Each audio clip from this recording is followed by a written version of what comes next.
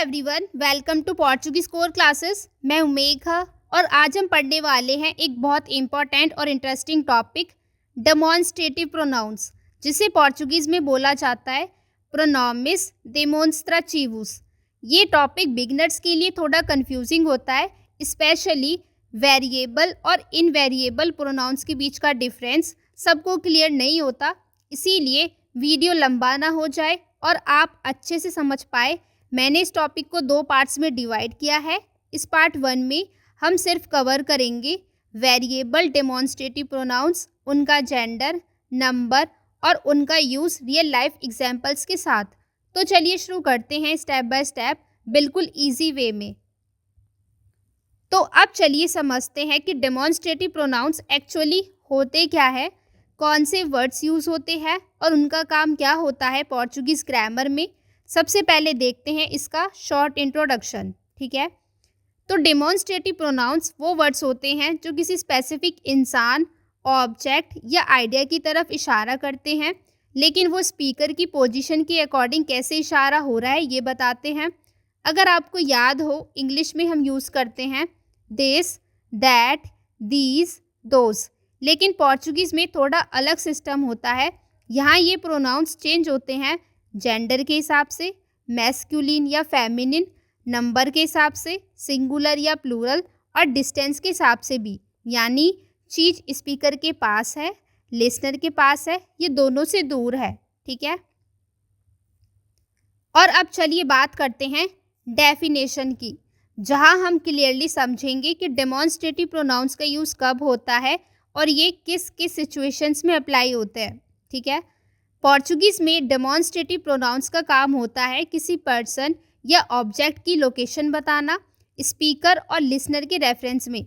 ये प्रोनाउंस ये बताते हैं कि कोई चीज़ स्पीकर के पास है, लिसनर के पास है, ये दोनों से दूर है। और पोर्चुगीज़ में ये 2 तरह के होते हैं। तो फर्स्ट होता है हमारा वेरिएबल डेमोन्स्ट्रेटिव प्रोनाउंस, जो जेंडर और नंबर के हिसाब से चेंज होते हैं। दूसरा होता है इनवेरिएबल डेमोन्स्ट्रेटिव प्रोनाउंस, जो कभी चेंज नहीं होते। ये हम कवर करेंगे पार्ट 2 में, ठीक है।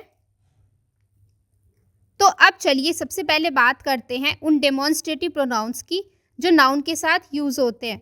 जैसे आप बोलते हो दिस बुक, दोज गर्ल्स, तो यहाँ दिस, दैट, दोज, ये सब प्रोनाउंस डायरेक्टली किसी नाउन के साथ यूज़ हो रहे हैं। और पोर्चुगीज़ में भी ऐसे प्रोनाउंस होते हैं, लेकिन उनका जेंडर और नंबर के अकॉर्डिंग फॉर्म बदल जाता है। इनका यूज़ तब होता है जब आप किसी चीज़ के बारे में क्लियरली बात कर रहे हो, आपको उस चीज़ का जेंडर यानी मैस्कुलिन या फेमिनिन और नंबर सिंगुलर या प्लूरल भी पता होता है, ठीक है। तो देखो, जब चीज़ मेरे पास हो तब हम यूज़ करते हैं एस्ची, एस्ता, एस्ची, एस्ता।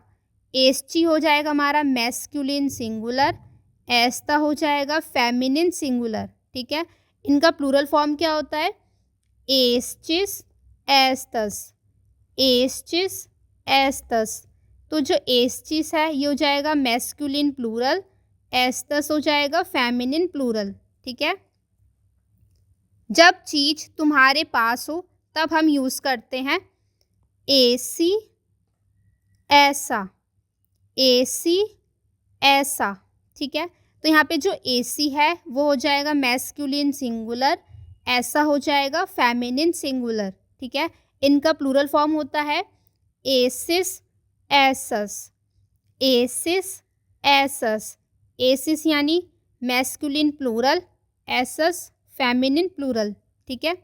और जब चीज़ दोनों से दूर हो तब हम यूज़ करते हैं अकेली, अकेला, अकेली, अकेला। अकेली हो जाएगा मैस्कुलिन सिंगुलर, अकेला हो जाएगा फेमिनिन सिंगुलर, ठीक है। इनका प्लूरल फॉर्म क्या होता है? अकेलिस, अकेलस, अकेलिस, अकेलस। तो अकेलिस हो जाएगा मैस्कुलिन प्लूरल और अकेलस हो जाएगा फेमिनिन प्लूरल, ठीक है। तो ये सब प्रोनाउंस यूज़ होते हैं नाउन के साथ जब आप किसी ऑब्जेक्ट के बारे में डायरेक्टली बोल रहे हो। ये सब प्रोनाउंस को हम वेरिएबल डेमोन्स्ट्रेटिव प्रोनाउंस कहते हैं, क्योंकि ये जेंडर और नंबर के अकॉर्डिंग चेंज होते हैं, ठीक है।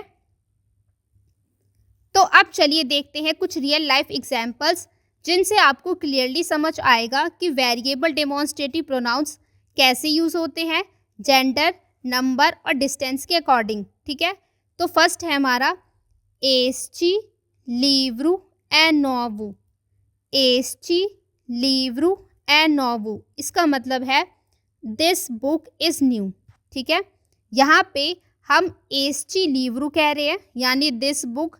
लिव्रू मैस्कुलिन सिंगुलर नाउन है और ये मेरे पास रखा है, इसीलिए हमने एस्ची यूज़ किया।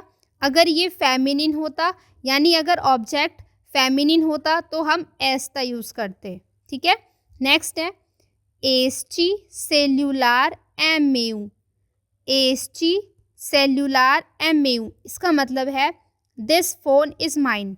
ठीक है, यहाँ भी सेल्यूलार एक मैस्कुलिन सिंगुलर नाउन है और ये फ़ोन मेरे पास है, इसीलिए हम एसची यूज़ कर रहे हैं। ठीक है, नेक्स्ट है एसी काdernu é seu। एसी काdernu é seu, इसका मतलब है इज़ दैट नोटबुक योर्स।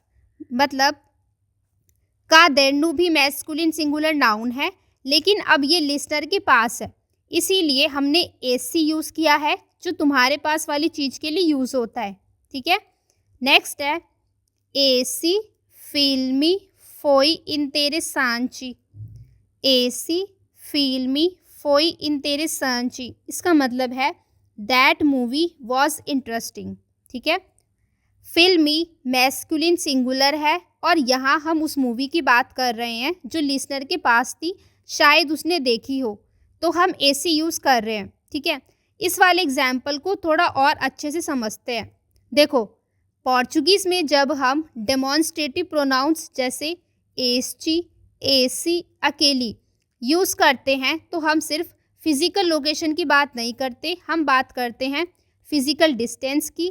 जैसे ये पेन मेरे पास है, तो हम यहाँ पे यूज़ करेंगे एस्ची। तुम्हारे पास है, तो यहाँ पे हम यूज़ करेंगे एसी। दोनों से दूर है, तो हम यूज़ करेंगे अकेली। ठीक है, और दूसरा हम बात करते हैं कॉन्वर्सेशनल डिस्टेंस की। ये इम्पॉर्टेंट पॉइंट है, यानी कौन उस टॉपिक से इमोशनली, मेंटली, कॉन्वर्सेशनली कनेक्टेड है। जैसे इस एग्जाम्पल में क्या था, दैट मूवी वॉज इंटरेस्टिंग। ठीक है, तो ये 3 केसेस हो सकते हैं। फर्स्ट है जो एग्जाम्पल में ऑलरेडी दिया गया है, एसी फिल्मी फोई इंटेरेसांची, यानी दैट मूवी वॉज इंटरेस्टिंग। तो जब लिसनर ने अभी मूवी देखी हो या दोनों उसके बारे में बात कर रहे हो और कॉन्वर्सेशन का कॉन्टेक्स्ट लिसनर के पास हो, तो पोर्चुगीज़ में हम बोलेंगे एसी फिल्मी। इवन दो मूवी फिजिकली किसी के पास नहीं है, बट वो बात उसके कॉन्टेक्स्ट में हो रही है। ठीक है, तो ये था फर्स्ट केस। सेकंड, अब यहाँ पे हम एसी की जगह यूज़ करेंगे एसची, तो क्या हो जाएगा ये एसची फिल्मी फोई इंटेरेसांची, यानी दिस मूवी वॉज इंटरेस्टिंग। जैसे हम कहते हैं मैं अभी अभी एक मूवी देख के आई हूँ, तब एसची यूज़ करना सही होगा। ठीक है, नेक्स्ट हम क्या लेंगे, एसी की जगह मैं यूज़ करूँगी अकेली, तो क्या होगा ये अकेली फिल्मी फोई इंटेरेसांची, यानी दैट मूवी वॉज इंटरेस्टिंग। जब मूवी दोनों से दूर हो, यानी पास्ट में कोई पुरानी मूवी हो जिसके बारे में अब बात हो रही हो और वो ना आपके करंट कॉन्टेक्स्ट में है ना लिसनर के, ठीक है, तब हम अकेली यूज़ करना सही होगा। पोर्चुगीज़ में किसी चीज़ के मेरे पास या तुम्हारे पास होने का मतलब सिर्फ फिजिकल जगह नहीं होता।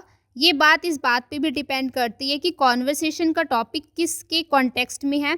इसीलिए अगर आप किसी मूवी की बात कर रहे हो जो लिसनर ने रिसेंटली देखी है या जिसका कॉन्टेक्स्ट उसके साथ है, तो हम एसी फिल्मी यूज़ करते हैं, चाहे वो उसके हाथ में ना हो। ठीक है, आप कंफ्यूज्ड हो सकते हो कि मूवी तो किसी के पास नहीं होती, लेकिन पोर्चुगीज़ में पास होने का मतलब कॉन्वर्सेशन से है, इसीलिए कॉन्टेक्स्ट पे फोकस करना सबसे इम्पॉर्टेंट है। ठीक है, नेक्स्ट एग्जाम्पल है हमारा अकेली प्रेजू ए अंचीगू। अकेली प्रेजू ए अंचीगू means that building over there is old. ठीक है, प्रेजू एक मैस्कुलिन सिंगुलर नाउन है और ये बिल्डिंग हम दोनों से दूर है, शायद विंडो के बाहर हो, इसीलिए हम अकेली यूज़ करते हैं जब चीज़ दूर होती है दोनों से। नेक्स्ट है अकेली काहू ए दू जीरे तौर। अकेली, काहू, एदू, जीरे तौर, यानी that car over there belongs to the director. ठीक है, काहू भी मैस्कुलिन सिंगुलर नाउन है और ये कार हम दोनों से दूर है, इसीलिए अगेन हमने अकेली यूज़ किया। ठीक है, आई होप आपको इन एग्जाम्पल्स के थ्रू वेरिएबल डेमोन्स्ट्रेटिव प्रोनाउंस का कॉन्सेप्ट क्लियरली समझ आया होगा। अगर अभी भी कोई कन्फ्यूज़न हो या कोई डाउट हो तो आप कमेंट सेक्शन में ज़रूर लिखिए, मैं पर्सनली आपका रिप्लाई दूंगी और आपकी हेल्प करूंगी। ठीक है, तो लर्नर्स, अब आपने क्लियरली समझ लिया है कि वेरिएबल डेमोन्स्ट्रेटिव प्रोनाउंस कैसे काम करते हैं और उनका यूज़ जेंडर, नंबर और डिस्टेंस के हिसाब से कैसे होता है। अब अगले पार्ट में हम बात करेंगे invariable demonstrative pronouns, place indicators और उनके सेंटेंस प्लेसमेंट बिल्कुल रियल एग्जांपल्स के साथ। तो पार्ट 2 बिल्कुल मिस मत करना, क्योंकि वहीं पे आपका कॉन्सेप्ट 100% कंप्लीट होगा। और अगर आप पोर्चुगीज़ के और टॉपिक्स सीखना चाहते हो तो पोर्चुगीज़ कोर क्लासेस प्लेलिस्ट ज़रूर चेक करें। और अगर आप 1-to-1 या ग्रुप क्लासेस ज्वाइन करना चाहते हैं तो आप हमें हमारी वेबसाइट के थ्रू कांटेक्ट कर सकते हैं या फिर आप हमें मेल भी लिख सकते हैं। अगर आपको ये वीडियो हेल्पफुल लगा हो तो लाइक करें, शेयर करें अपने दोस्तों के साथ और चैनल को सब्सक्राइब करना ना भूलें, ताकि आप आगे की सभी इंपॉर्टेंट लेसन्स मिस ना करें। मिलते हैं पार्ट 2 में। आते लॉगू ई चाऊ चाऊ।